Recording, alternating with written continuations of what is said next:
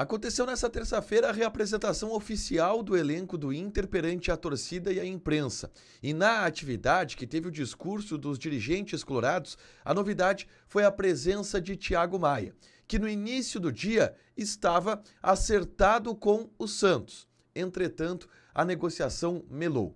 A partir de um desentendimento das duas direções, Inter e Santos, e a indignação por parte dos santistas com a postura da direção colorada, que teria mudado alguns aspectos da negociação antes de assiná-la de maneira definitiva.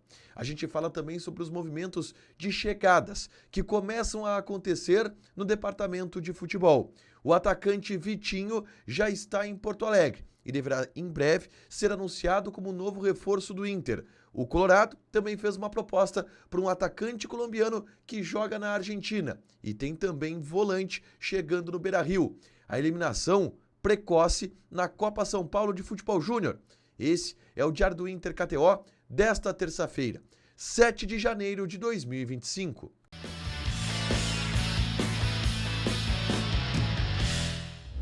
Tudo bem, gente? Obrigado pela participação aqui. Não esquece de deixar teu like, te inscrever, de ativar as notificações. Bora falar do Internacional aqui numa dupla nesse vídeo. Um resumo do que de mais importante aconteceu no noticiário colorado ao longo desta terça-feira.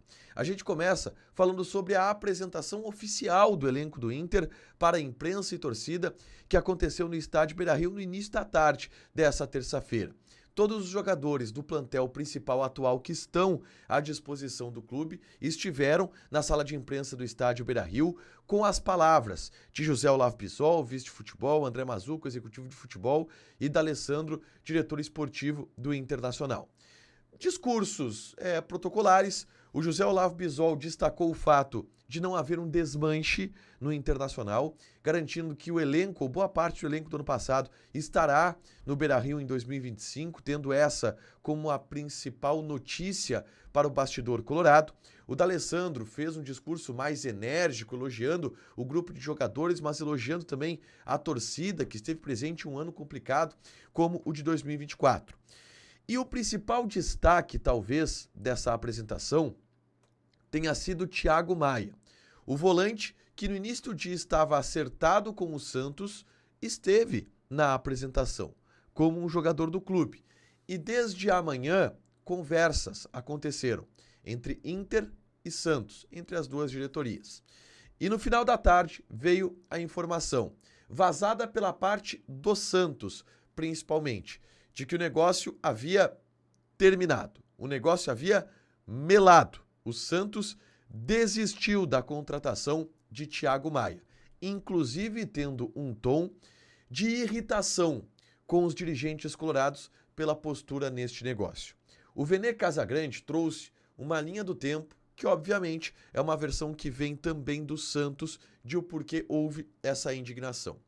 De acordo com as informações do Vene Casagrande, o Santos se propôs a assumir a dívida de 4 milhões de euros e o Inter pediu 1 milhão de euros. E o Santos aceitou. Depois o Inter pediu mais 2 milhões de euros. O Santos aceitou. O Inter mudou e pediu 2 milhões e meio de euros. O Santos acertou, desde que pagasse parcelado. O Inter disse que não, tinha que ser à vista. Depois aceitou parcelado e depois voltou a exigir à vista. E isso indignou os dirigentes santistas. Do lado de cá do balcão, a gente tinha desde anteontem a informação de que o Inter exigia esses 2 milhões e meio de euros à vista. E a informação que a gente recebeu do Internacional é de que a proposta de 1 milhão de euros que o Santos fez havia sido rejeitada pelo Inter porque o Inter só queria 2,5 milhões de euros. Então há aí uma guerra de versões. Mas o Santos não gostou do negócio, se irritou com a direção colorada e fugiu, pulou a barca da negociação, melou o negócio, desiste do Thiago Maia. É claro que pode ser um recuo estratégico, eu não descarto nada. Daqui a pouco o Santos aparece com os 2 milhões e meio de euros à vista e o Inter vende. Mas a gente vê também do lado do Internacional uma postura de, ao máximo, dificultar a venda. O Inter não quer perder o Thiago Maia. Então, hoje a tendência é que o Thiago Maia fique no Beira-Rio. Só muda se algo mudar. Avançando na pauta, muita gente pergunta, bom, e o Ronaldo, volante do Juventude, que estava livre no mercado, vem com o Thiago Maia ficando? Deve vir. O O Inter deve contratar sim o Ronaldo, um jogador que está livre no mercado, que foi indicado pelo técnico Roger Machado e que deve assinar um vínculo de 2 temporadas com o Internacional. Pode ser tanto um camisa 5 como também um camisa 8. O Inter entende que precisa de mais um jogador para aquela função e o Ronaldo também, por ser uma opção barata, vai cair bem no elenco. A gente teve nessa terça-feira o negócio envolvendo o Vitinho, atacante que esteve no Red Bull Bragantino na última temporada, pertence ao Dinamo de Kiev e que vai acertar com o Inter um contrato de empréstimo até o final da temporada. O Vitinho é um atacante de lado, um ponta. O Matheus Dávila gravou na tarde dessa terça-feira um react aqui no canal de lances do Vitinho para entender como que o jogador atua. É só conferir aqui no canal lances do Vitinho e conhecer o jogador que deve ser anunciado em breve pelo Internacional. Ele já está em Porto Alegre realizando exames médicos, pode ser anunciado inclusive ao longo desta quarta-feira, tá? Uma outra informação de um outro atacante que está na mira do Internacional, Johan Carboneiro. É um atacante colombiano que está no Racing, inclusive não vai ser mais aproveitado pelo Racing, brigou com a direção do Racing e o Inter fez uma proposta pelo jogador. O Racing não quer emprestar o atleta, o Racing quer apenas vender e o Inter tem interesse em Johan Carboneiro. O negócio, para avançar, precisa da aceitação do Racing. O Inter fez uma proposta de compra, não é uma proposta de compra muito alta, mas o Inter entende que pode desenvolver este jogador aqui em Porto Alegre. Não está tão avançado como o Vitinho, mas é uma negociação que o Inter pretende avançar nos próximos dias, tá? Por último, a notícia triste desta terça-feira.